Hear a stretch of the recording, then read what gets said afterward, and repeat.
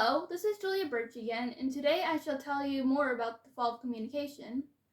So, what is this problem that has arisen? Why is communication falling? Well, in places, especially America, people are struggling with talking face to face. They can't make social contact, and people are trying to figure out why.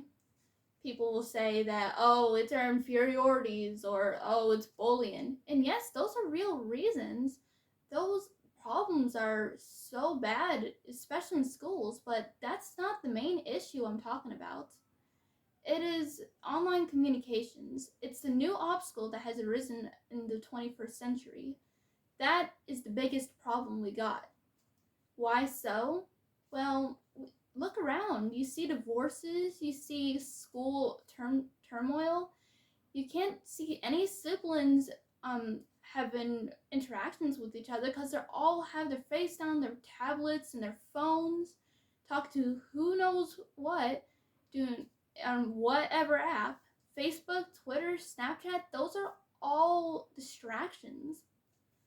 Online communication takes away the emphasis of personal relationships, limitations, and consequences to what we say, and most of all, the feeling emphasis we put into our words. This brings me to my first point, the personal relationships of which I was talking about. As I was saying before, divorces, siblings, they're all examples of the personal relationships that online communication just seems to destroy. Don't get me wrong, like I've been saying, like it's a blessing. You could talk to people from different countries and interact with so many different people, but it's just not the same when you have family at the table.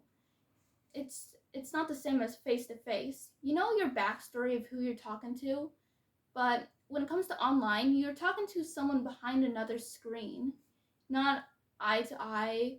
You can't use your body language, and it's just words out there. That's all it is. It just floats on the internet. There's also no consequences or limitations to what you could say on the internet. Why so? Well, like I said, people are behind a screen. You don't need to worry about offending them. You don't see their faces. They'll never know who you are, most likely. And if it is someone you do know, well, you still don't need to worry about it because they're behind a screen. And you could just unfriend anyone if you find that they say the wrong thing. Relationships are just gone. They're here and there when it comes to online. That's when it comes to face where you can have relationships. They flourish, they build. You could talk about the things you like with a friend. You could have them for years. Who knows where a face-to-face relationship will take you? It's not on the phone. You can't unfriend them. That's ridiculous. Then I have my last point. Online communications takes away the emphasis and feeling you put into your words. Why so? Well, you got social medias. There's no feeling, just paragraphs or little tweets. It's just so brief and short.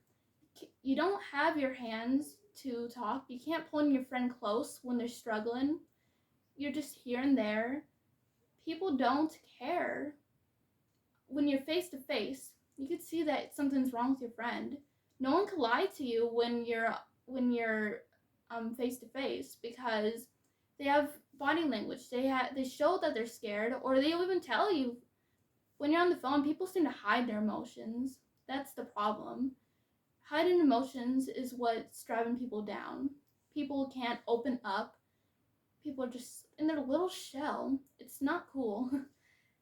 So this brings me to the conclusion that online communication is bringing America down. I love talking to my friend on the phone because she lives like an hour away, if that. I don't get to see her all the time except on Sundays, so that makes things hard. I'm able to build my relationship because she lives far away. The phone is a tool, but tools, you gotta be careful. They are a blessing and a curse. It is important to use your tool for the good, not bad. Face-to-face relationships are important.